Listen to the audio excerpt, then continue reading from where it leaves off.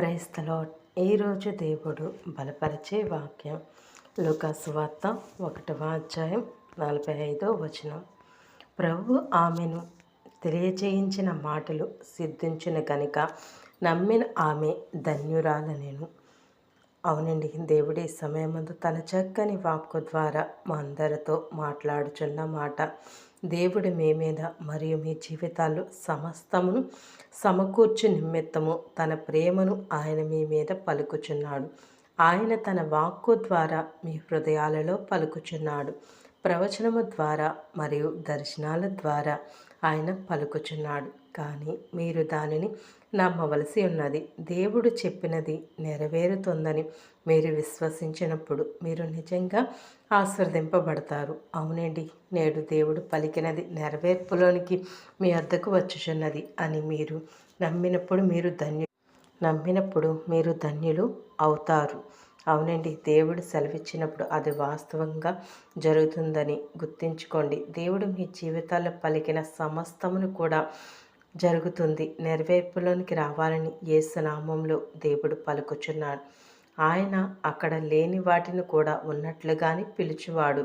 నరునికి అసాధ్యమైనది కానీ దేవునికి సాధ్యమై ఉన్నది. కాబట్టి నేడు మీరు నమ్మినట్లయితే మీరు దేవుని మహిమను చూచెదరు. మరియు వారిలో ఒంటరి అయిన వాడు 1000 మంది అగును, ఎన్నిక లేని వాడు బలమైన జనం మగును. యెహోవానగు నేను తగిన కాలమున ఈ కార్యమును త్వరపెట్టెదను అన్న వచనం ప్రకారం మిమ్మును ప్రేమించెదను. నేను మిమ్మును దీవించెదను. నేను మిమ్మును వృద్ధి చేసేదను మరియు నేను మిమ్మును విస్తరింపచేసేదనని ప్రభువు సెలవిచ్చుచున్నాడు.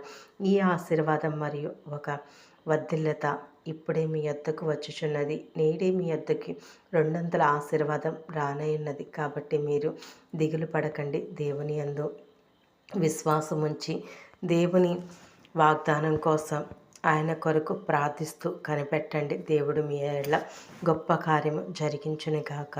ఆమేన్. ప్రార్థన. కృపగల దేవా, కరుణామయుడ, దయగల తండ్రి, పరలోకపు తండ్రి, నీకే స్తోత్రాలయ. నేటి వాగ్దానం ద్వారా నీవు మాతో మాట్లాడినందుకే నీకు వందనాలయ. దేవా, మా జీవితంలో నీవు చెప్పిన అమూల్యమైన వాగ్దానాలకు వందనాలు దేవా. ప్రభువా, మా స్థితులకు మించి మేము నిన్ను విశ్వసించాలని మేము కోరుకుంటున్నాం తండ్రి. దేవా, నీ వాగ్దానాన్ని నిలబెట్టే దేవుడు యేసయ్య. ఈ వాక్యం ద్వారా నీవు నిజమైన మరియు నమ్మకమైన వాడవని మరియు నీలో ఎటువంటి నానా తండ్రి ప్రభువా, నానా తండ్రి ఎన్నిక లేని మమ్మల్ని ఎన్నుకొని నీ అమూల్యమైన రక్తంతో మమ్మల్ని కడిగి ఇట్టి వాగ్దానాలు నానా తండ్రి మేము స్వతంత్రించుకోవడానికి నీవు చూపిస్తున్న కృపకై దయకే వందనాలయ. ఇట్టి వాగ్దానం ప్రతి ఒక్క బిడ్డ జీవితంలో జరిగించి నీ నామానికి మహిమ తెచ్చుకోమని యేసు నామంలో అడిగి పెట్టుకుంటున్నాం తండ్రి. ఆమేన్.